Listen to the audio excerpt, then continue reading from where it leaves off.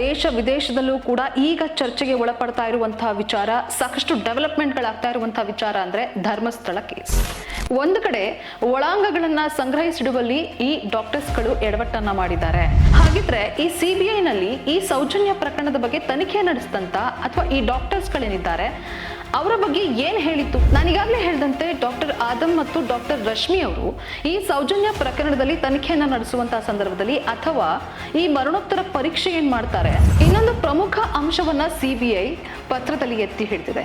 ಏನಂದ್ರೆ, ಸೌಜನ್ಯ ಆಹಾರವನ್ನ ಸೇವಿಸಿದ್ಲು, ಅವಳ ಸಣ್ಣ ಕರುಳಿನಲ್ಲಿ ಆಹಾರ ಪದಾರ್ಥದ ಒಂದಷ್ಟು ಪಾರ್ಟಿಕಲ್ಸ್ ಏನಿರುತ್ತೆ ಅದನ್ನ ನಮಗೆ ಸಿಕ್ಕಿದೆ, ಕಾಣಿಸಿದೆ ಅಂತ ಹೇಳ್ತಾರೆ. ಆದ್ರೆ ಇಷ್ಟೇ ಅಲ್ಲ, ಕತ್ತು ಹಿಸುಕಿದಂತ ಸಂದರ್ಭದಲ್ಲಿ ಏನ್ ಗುರುತು ಪತ್ತೆ ಆಗಿತ್ತಲ್ಲ ಸೌಜನ್ಯಾಳಿಗೆ, ಆ ಸಂದರ್ಭದಲ್ಲಿ ಆಕೆಯ ಚರ್ಮವನ್ನ ಸಂಗ್ರಹಿಸಿಡುವಲ್ಲಿ ಈ ಡಾಕ್ಟರ್ಸ್ಗಳು ವಿಫಲರಾಗಿದ್ದಾರೆ. ನಮಸ್ಕಾರ, ದಿ ಫೈಲ್ ಎಕ್ಸ್ಪ್ಲೇನರ್ಗೆ ಸ್ವಾಗತ. ನಾನು ಪಲ್ಲವಿ ಶಂಕರ್.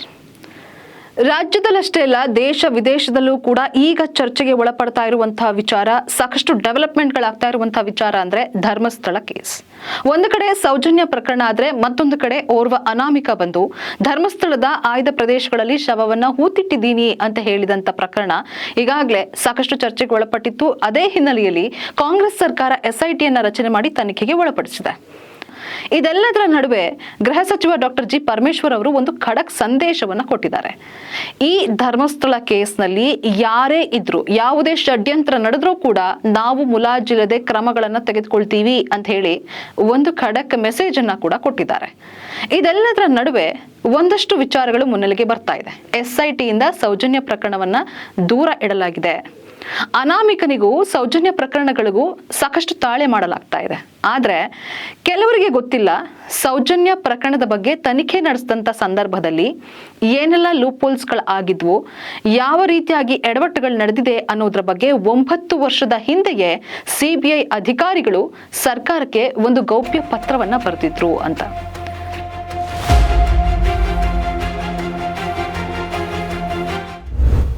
ಒಂದು ಕಡೆ ಒಳಾಂಗಗಳನ್ನ ಸಂಗ್ರಹಿಸಿಡುವಲ್ಲಿ ಈ ಡಾಕ್ಟರ್ಸ್ಗಳು ಎಡವಟ್ಟನ್ನ ಮಾಡಿದ್ದಾರೆ, ಸಂಗ್ರಹಿಸಿಟ್ಟಿಲ್ಲ ಅನ್ನುವಂಥ ಆರೋಪ.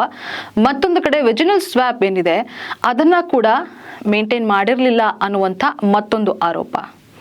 ಇದೆಲ್ಲದರ ನಡುವೆ CBI ಸಲ್ಲಿಸಿರುವಂತ ಆ ಗೌಪ್ಯ ಪತ್ರ ದಿ ಫೈಲ್ಗೆ ಲಭ್ಯ ಆಗಿದೆ. ಹಾಗಿದ್ರೆ ಈ CBI ನಲ್ಲಿ ಈ ಸೌಜನ್ಯ ಪ್ರಕರಣದ ಬಗ್ಗೆ ತನಿಖೆ ನಡೆಸಿದಂತ ಅಥವಾ ಈ ಡಾಕ್ಟರ್ಸ್ಗಳೇನಿದ್ದಾರೆ ಅವರ ಬಗ್ಗೆ ಏನ್ ಹೇಳಿತ್ತು CBI, ಆ ಪತ್ರವನ್ನ ಕೂಡ ನಾವು ನಿಮ್ಗೆ ಡಿಸ್ಪ್ಲೇ ಮಾಡ್ತಾ ಹೋಗ್ತೀವಿ. ಏನೆಲ್ಲ ಪಾಯಿಂಟ್ಸ್ ಗಳನ್ನ ಆಡ್ ಮಾಡಿದ್ದಾರೆ ಡಾಕ್ಟರ್ಸ್ಗಳು, ಏನೆಲ್ಲ ಲೂಪೋಲ್ಸ್ ಗಳನ್ನ ಮಾಡಿದ್ದಾರೆ ಅನ್ನೋದ್ರ ಬಗ್ಗೆ CBI ಹೇಳಿತ್ತಲ್ಲ, ಅದ್ರ ಬಗ್ಗೆ ನಾನು ನಿಮ್ಗೆ ಎಕ್ಸ್ಪ್ಲೇನ್ ಮಾಡ್ತಾ ಹೋಗ್ತೀನಿ. ನಾನೀಗಾಗಲೇ ಹೇಳಿದಂತೆ ಡಾಕ್ಟರ್ ಆದಮ್ ಮತ್ತು ಡಾಕ್ಟರ್ ರಶ್ಮಿ ಅವರು ಈ ಸೌಜನ್ಯ ಪ್ರಕರಣದಲ್ಲಿ ತನಿಖೆಯನ್ನ ನಡೆಸುವಂತಹ ಸಂದರ್ಭದಲ್ಲಿ ಅಥವಾ ಈ ಮರಣೋತ್ತರ ಪರೀಕ್ಷೆ ಏನ್ ಮಾಡ್ತಾರೆ ಆ ಸಂದರ್ಭದಲ್ಲಿ ಒಳಾಂಗಗಳನ್ನ ಸಂಗ್ರಹಿಸಿಡುವಲ್ಲಿ ವಿಫಲರಾಗಿದ್ದಾರೆ. ಇದನ್ನೇ CBI 2016 ಮಾರ್ಚ್ 7ರಂದೇ ಸರ್ಕಾರಕ್ಕೆ ಒಂದು ಗೌಪ್ಯ ಪತ್ರವನ್ನ ಬರೆದು ದಂಡನೆ ಮತ್ತು ಇದರ ಬಗ್ಗೆ ತನಿಖೆಯನ್ನ ನಡೆಸಬೇಕು ಅಂತ ಹೇಳಿ ಕ್ಲಿಯರ್ ಆಗಿ ಮೆನ್ಷನ್ ಅನ್ನು ಮಾಡುತ್ತೆ. ಯಾಕೆಂದ್ರೆ ಮರಣೋತ್ತರ ಪರೀಕ್ಷೆಯಲ್ಲಿ ಸೌಜನ್ಯ ಪ್ರಕರಣಕ್ಕೆ ಸಂಬಂಧಪಟ್ಟಂತೆ ಅತ್ಯಾಚಾರ ಆಗಿದೆಯಾ ಅಥವಾ ಬೇರೆ ಏನಾದ್ರೂ ಕಾರಣನ ಅಂತ ಹೇಳಿ ತಿಳ್ಕೊಳ್ಳೋದಕ್ಕೆ ಸುಲಭ ಆಗುತ್ತೆ. ಆದ್ರೆ ಅಂತ ಮರಣೋತ್ತರ ಪರೀಕ್ಷೆಯಲ್ಲೇ ಸಾಕಷ್ಟು ಎಡವಟ್ಟುಗಳು ನಡೆದಿದೆ. ಹಾಗಾಗಿ ಈ ಕೇಸನ್ನ ಒಂದು ಕ್ಲಿಯರ್ ಕಟ್ ಆಗಿ ಇನ್ವೆಸ್ಟಿಗೇಟ್ ಮಾಡೋದಕ್ಕೆ ಸಾಧ್ಯ ಆಗಿಲ್ಲ ಅಂತ ಹೇಳಿ ಇಂಡೈರೆಕ್ಟ್ ಆಗಿ CBI ಈ ಪತ್ರದ ಮೂಲಕ ಸರ್ಕಾರಕ್ಕೆ ರವಾನೆಯನ್ನ ಮಾಡುತ್ತೆ.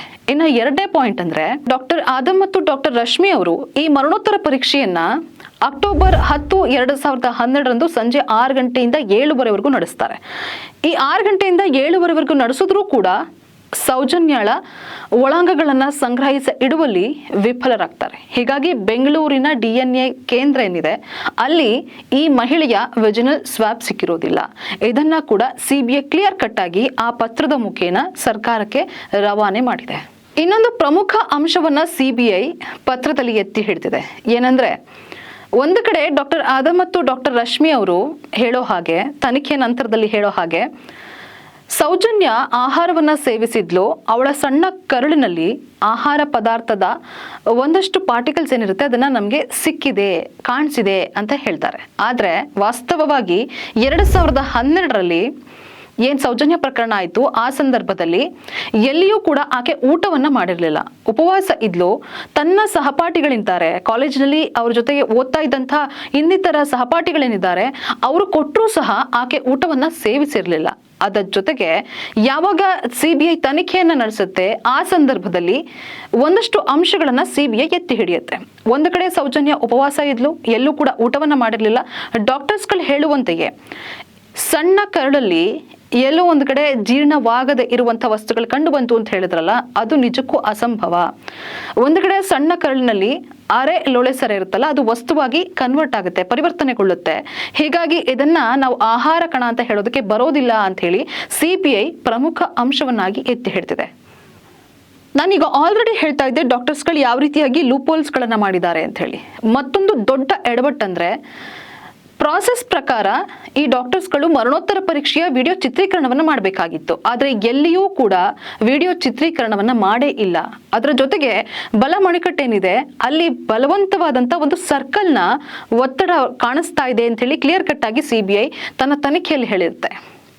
ಆದರೆ ಅದನ್ನ ಕೂಡ ಚಿತ್ರೀಕರಣ ಮಾಡಿರೋದಿಲ್ಲ, ಎಲ್ಲೂ ಕೂಡ ಫೋಟೋಗ್ರಫಿ ಅದರ ಅವೈಲಬಲ್ ಇರೋದಿಲ್ಲ. ಇದು ಕೂಡ ಸಿಬಿಐ ಕಣ್ಣಿಗೆ ಬಿದ್ದಿದೆ. ಇಷ್ಟೇ ಅಲ್ಲ, ಕತ್ತು ಹಿಸುಕಿದಂತ ಸಂದರ್ಭದಲ್ಲಿ ಏನ್ ಗುರುತು ಪತ್ತೆ ಆಗಿತ್ತಲ್ಲ ಸೌಜನ್ಯಾಳಿಗೆ, ಆ ಸಂದರ್ಭದಲ್ಲಿ ಆಕೆಯ ಚರ್ಮವನ್ನ ಸಂಗ್ರಹಿಸಿಡುವಲ್ಲಿ ಈ ಡಾಕ್ಟರ್ಸ್ಗಳು ವಿಫಲರಾಗಿದ್ದಾರೆ. ಅಷ್ಟೇ ಅಲ್ಲ, ಅಂಗಾಂಶದೊಂದಿಗೆ ಹಿಸ್ಟೋಪಥಾಲಜಿಕಲ್ ಅಂದ್ರೆ ಟಿಶ್ಯೂ ಎಕ್ಸಾಮಿನೇಷನ್ ಮಾಡೋದಕ್ಕೂ ಕೂಡ ಈ ಡಾಕ್ಟರ್ಸ್ಗಳು ಮುಂದಾಗಲಿಲ್ಲ. ಅಲ್ಲೂ ಕೂಡ ಫೇಲ್ಯೂರ್ ಆಗಿದೆ ಅಂತ ಹೇಳಿ ಸಿಬಿಐ ತನ್ನ ಪತ್ರದಲ್ಲಿ ಪ್ರಮುಖ ಅಂಶಗಳನ್ನಾಗಿ ಹೈಲೈಟ್ ಮಾಡಿ ಸರ್ಕಾರಕ್ಕೆ ತೋರಿಸಿದೆ. ಈ ಪ್ರಮುಖ ಅಂಶಗಳನ್ನ ಇಟ್ಕೊಂಡೇ ಸಿಬಿಐ ತನಿಖೆಯನ್ನ ನಡೆಸಿದ ನಂತರದಲ್ಲಿ ಈ ಡಾಕ್ಟರ್ ಆದಮ್ ಮತ್ತು ಡಾಕ್ಟರ್ ರಶ್ಮಿ ಅವರನ್ನ ಕೂಡ ವಿಚಾರಣೆಗೆ ಒಳಪಡಿಸಿದ್ರು. ಆ ಸಂದರ್ಭದಲ್ಲೂ ಕೆಲವೊಂದು ಫೇಲ್ಯೂರ್ಸ್ಗಳು ಎದ್ದು ಕಾಣ್ತಾ ಇದೆ ಅಂತ ಹೇಳಿ ಸಿಬಿಐ ತನ್ನ ತನಿಖಾ ವರದಿಯನ್ನ ಸರ್ಕಾರಕ್ಕೆ ಸಲ್ಲಿಸಿ ಈ ಡಾಕ್ಟರ್ಸ್ಗಳ ವಿರುದ್ಧ ಒಂದು ಕಠಿಣ ದಂಡ ಮತ್ತು ಶಿಕ್ಷೆಯನ್ನ ನೀವು ವಿಧಿಸಬೇಕು ಅಂತ ಹೇಳಿ ಸರ್ಕಾರಕ್ಕೆ ಮನದಟ್ಟನ್ನ ಮಾಡಿಕೊಟ್ಟಿತ್ತು.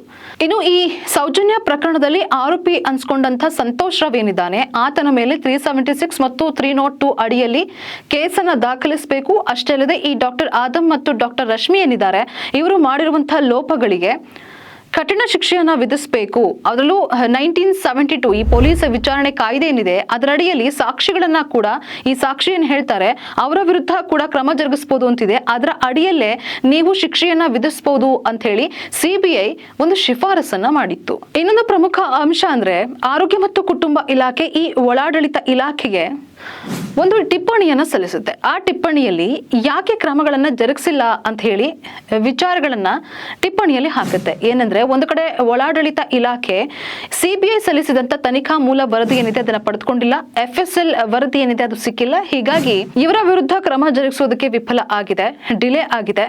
ಅದರ ಜೊತೆಗೆ ಒಂದು ಕಡೆ ಒಳಾಡಳಿತ ಇಲಾಖೆಯು ಯಾವುದೇ ವರದಿಯನ್ನ ಸಲ್ಲಿಸದೆ ಇರೋ ಕಾರಣ ಇದರ ಬಗ್ಗೆ ಸೂಕ್ತವಾಗಿ ಜರೂರತ್ತಾಗಿ ಕ್ರಮಗಳನ್ನ ಜರುಗಿಸಬೇಕು, ಆ ವರದಿಯನ್ನ ಸಲ್ಲಿಸಬೇಕು ಅಂತ ಹೇಳುತ್ತೆ. ಇದ್ರ ಬಗ್ಗೆ ಆಗಿನ ಒಳಾಡಳಿತ ಇಲಾಖೆಯ ಪ್ರಧಾನ ಕಾರ್ಯದರ್ಶಿ ಆಗಿದ್ದಂತ IPS ಶರತ್ ಚಂದ್ರ ಅವರು ಕೂಡ ಈ ಪೇಪರ್ಗೆ ಸೈನ್ ಹಾಕಿ ಕೊಟ್ಟಿದ್ದಂಥದನ್ನ ಕೂಡ ನಾವು ಗಮನಿಸಬೇಕಾಗುತ್ತೆ. ಆ ಲೆಟರ್ ಅನ್ನ ಕೂಡ ನಾವು ಡಿಸ್ಪ್ಲೇ ಮಾಡ್ತಾ ಇದೀವಿ ನಿಮಗೆ. ಒಂದು ಕಡೆ ಡಾಕ್ಟರ್ G ಪರಮೇಶ್ವರ್ ಅವರು ಕೂಡ ಇದ್ರ ಬಗ್ಗೆ ಗಮನವನ್ನ ವಹಿಸಿ ಮುಖ್ಯಮಂತ್ರಿ ಸಿದ್ದರಾಮಯ್ಯ ಅವರ ಗಮನಕ್ಕೂ ಕೂಡ ತರ್ತಾರೆ. ಯಾವ ರೀತಿ ಸಿಬಿಐ ಸಂಸ್ಥೆ ತನಿಖಾ ವರದಿಯನ್ನ ನೀಡಿದೆ, FSL ವರದಿಯನ್ನ ನೀಡಿದೆ, ಎಲ್ಲೆಲ್ಲಿ ಲೂಪೋಲ್ಸ್ಗಳು ಆಗಿದೆ, ಕ್ರಮಗಳನ್ನ ಯಾಕೆ ಜರುಗಿಸಿಲ್ಲ, ಒಳಾಡಳಿತ ಇಲಾಖೆಗೆ ಯಾವಾಗ ಈ ತನಿಖಾ ವರದಿ ಬಂದಿದೆ, ಇದೆಲ್ಲದರ ಬಗ್ಗೆಯೂ ಕೂಡ ಡಾಕ್ಟರ್ G ಪರಮೇಶ್ವರ್ ಅವರು ಮುಖ್ಯಮಂತ್ರಿ ಸಿದ್ದರಾಮಯ್ಯ ಅವರ ಜೊತೆ ಚರ್ಚೆಯನ್ನ ನಡೆಸ್ತಾರೆ. ಅದರ ಜೊತೆಗೆ ಕಾನೂನಿನ ಸಲಹೆಯನ್ನ ಕೂಡ ಪಡೆದುಕೊಳ್ತಾರೆ. ಇಷ್ಟೆಲ್ಲದರ ನಡುವೆ ಸಾರ್ವಜನಿಕ ವಲಯದಲ್ಲಿ ಮರುತನಿಖೆ ಆಗ್ಬೇಕು ಸೌಜನ್ಯ ಕೇಸ್ ಅನ್ನೋದ್ರ ಬಗ್ಗೆ ಚರ್ಚೆ ಶುರುವಾಗುತ್ತೆ. ಒಂದು ಕಡೆ ಸಾರ್ವಜನಿಕರ ಈ ಎಮೋಷನ್ಸ್ ಏನಿದೆ ಇದಕ್ಕೆ ಪೆಟ್ಟು ಬಿದ್ದಿದೆ. ಹೀಗಾಗಿ ದಯವಿಟ್ಟು ಈ ಸೌಜನ್ಯ ಪ್ರಕರಣವನ್ನ ಮರುತನಿಖೆ ಮಾಡಿ ಅಂತ ಹೇಳಿ ಒಂದು ಕಡೆ ಸಾರ್ವಜನಿಕ ವಲಯ ಆದ್ರೆ, ಮತ್ತೊಂದು ಕಡೆ ಬೆಳ್ತಂಗಡಿ ಶಾಸಕ ಹರೀಶ್ ಪುಂಜಾ ಹಾಗೆ ಕರ್ನಾಟಕ ರಾಷ್ಟ್ರ ಸಮಿತಿ ರಾಜ್ಯಾಧ್ಯಕ್ಷರಾಗಿರುವಂತಹ ರವಿಕೃಷ್ಣ ರೆಡ್ಡಿ ಇವರೆಲ್ಲ ಸೇರಿ ಮುಖ್ಯಮಂತ್ರಿ ಸಿದ್ದರಾಮಯ್ಯ ಅವರಿಗೆ ಇದ್ರ ಬಗ್ಗೆ ಮರುತನಿಖೆಯನ್ನ ಮಾಡಲೇಬೇಕು ಅಂತ ಹೇಳಿ ಒತ್ತಡವನ್ನ ಹಾಕ್ತಾರೆ.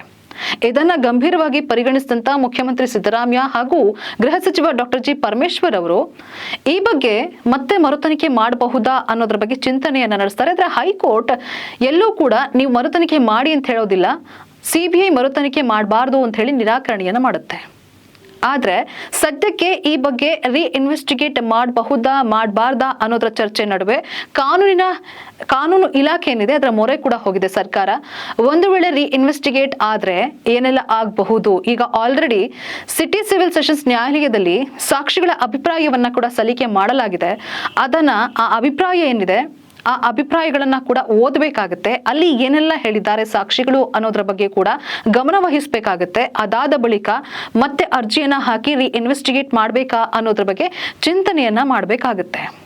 ಸದ್ಯಕ್ಕೆ ಧರ್ಮಸ್ಥಳ ಕೇಸ್ ಸಾಕಷ್ಟು ಚರ್ಚೆಗೆ ಒಳಪಟ್ಟಂತ ಬೆನ್ನಲ್ಲೇ ಸೌಜನ್ಯಾಳ ಕೇಸನ್ನ ಮರು ತನಿಖೆ ಮಾಡಬೇಕು ಅನ್ನೋದರ ನಡುವೆಯೇ ಸಿಬಿಐ ಕೊಟ್ಟಂತ ಈ ಗೌಪ್ಯ ಪತ್ರ ಕೂಡ ಚರ್ಚೆಗೊಳಪಟ್ಟಿದೆ. ಈ ಗೌಪ್ಯ ಪತ್ರದಲ್ಲಿ ಏನೆಲ್ಲ ಇತ್ತು, ಏನೆಲ್ಲ ಲೂಪ್ ಹೋಲ್ಸ್ ಗಳನ್ನ ಮಾಡಿದ್ದಾರೆ ಅನ್ನೋದ್ರ ಬಗ್ಗೆ ನಾನ್ ನಿಮ್ ಮುಂದೆ ಇಟ್ಟಿದ್ದೇನೆ. ಸದ್ಯಕ್ಕೆ ಸರ್ಕಾರ ಕೂಡ SIT ರಚನೆ ಮಾಡಿದೆ. ಆದ್ರೆ ಸೌಜನ್ಯ ಪ್ರಕರಣ ಅಲ್ಲ, ಬದಲಾಗಿ ಅನಾಮಿಕನ ವಿಚಾರಣೆಗೆ ಸಂಬಂಧಪಟ್ಟಾಗೆ ಒಂದು ಕಡೆ ಸೌಜನ್ಯಾಳ ಆ ಪ್ರಕರಣ ಏನಿದೆ ಅದಕ್ಕೆ ಅಂತ್ಯ ಹಾಡೋದಕ್ಕೆ ಸರ್ಕಾರ ಯಾವ ರೀತಿಯಾಗಿ ಮುಂದಾಗುತ್ತೆ, ಮತ್ತೊಂದು ಕಡೆ ಸಿಬಿಐ ಸಲ್ಲಿಸಿರುವಂತ ಈ 9 ವರ್ಷದ ಹಿಂದೆಯೇ ಸಲ್ಲಿಸಿರುವಂತ ಈ ಪತ್ರದ ಬಗ್ಗೆ ಯಾವ ರೀತಿ ನಿಲುವನ್ನ ಹೊಂದುತ್ತೆ ಅಂತ ಹೇಳಿ ನಾವು ಕೂಡ ಕಾದ್ ನೋಡ್ಬೇಕಾಗುತ್ತೆ. ಇದು ಈ ವಾರದ ವಿಶೇಷ. ನಮ್ಮ ಈ ಪತ್ರಿಕೋದ್ಯೋಗ ಸಮಾಜಕ್ಕೆ ಒಳಿತಾಗಿದೆ ಅಂತ ಭಾವಿಸಿದ್ದಲ್ಲಿ ಒಂದು ಸಣ್ಣ ದೇಣಿಗೆಯ ಮೂಲಕ ನಮ್ಮ ಬೆನ್ನನ್ನ ತರ್ತೀರಾ ಅಂತ ಭಾವಿಸಿದ್ದೀನಿ. ಸಂಚಿಕೆಯ ಕೊನೆಯಲ್ಲಿ ಹಾಗೆ ಡಿಸ್ಕ್ರಿಪ್ಷನ್ ನಲ್ಲಿ QR ಕೋಡ್ ಅನ್ನ ಡಿಸ್ಪ್ಲೇ ಮಾಡಿದೀವಿ. ಅದನ್ನ ಸ್ಕ್ಯಾನ್ ಮಾಡೋ ಮೂಲಕ ನೀವು ನಮಗೆ ದೇಣಿಗೆಯನ್ನ ಅರ್ಪಿಸಬಹುದು. ನಮಸ್ಕಾರ. ಇವತ್ತು ನಾನು ನಿಮ್ಮಲ್ಲಿ ಒಂದು ಮನವಿ ಮಾಡ್ತಾ ಇದ್ದೀನಿ. ದಿ ಫೈಲ್ ಕಳೆದ 3 ವರ್ಷಗಳಿಂದ ಯಾರ ಮುಲಾಜಿಗೂ ಒಳಗಾಗದೆ ನಿಷ್ಪಕ್ಷಪಾತವಾಗಿ ತನಿಖಾ ವರದಿಗಳನ್ನು ನಿಮ್ಮ ಮುಂದೆ ಇಡ್ತಾ ಇದೆ. ಕೋವಿಡ್ ಹಗರಣ ಆಗಿರ್ಬೋದು, ಶಿಕ್ಷಕರ ನೇಮಕಾತಿಯಲ್ಲಿನ ಅಕ್ರಮವಾಗಿರ್ಬೋದು, ಸರ್ಕಾರದ ಹಲವಾರು ಭ್ರಷ್ಟಾಚಾರಗಳನ್ನು ದಾಖಲೆ ಸಮೇತ ಬಯಲು ಮಾಡ್ತಾ ಇದೆ. ನಮ್ಮ ಈ ವರದಿಗಳನ್ನು ಆಧರಿಸಿ ತನಿಖಾ ಆಯೋಗಗಳು ರಚನೆ ಆಗಿದೆ. ನಮ್ಮ ಸಂಸ್ಥೆ ಹೀಗೆ ನಿರಂತರವಾಗಿ ನಿರ್ಭೀತಿಯಿಂದ ಸ್ವತಂತ್ರವಾಗಿ ಮುಂದುವರಿಯೋದಕ್ಕೆ ನಿಮ್ಮ ಸಹಾಯ ಅತ್ಯಗತ್ಯ. ಹಾಗಾಗಿ ನನ್ನ ಮನವಿ, ಡಿಸ್ಕ್ರಿಪ್ಷನ್ ಬಾಕ್ಸ್ನಲ್ಲಿರುವಂಥ ಲಿಂಕ್ ಬಳಸಿ ಅಥವಾ ಈ ವಿಡಿಯೋದಲ್ಲಿ QR ಕೋಡ್ನ ಸ್ಕ್ಯಾನ್ ಮಾಡಿ ನಿಮ್ಮ ಕೈಲಾದಷ್ಟು ಹಣ ಡೊನೇಟ್ ಮಾಡಿ. ಈ ಮೂಲಕ ಸ್ವತಂತ್ರ ಪತ್ರಿಕೋದ್ಯಮವನ್ನು ಬೆಂಬಲಿಸಿ. ನಮಸ್ಕಾರ.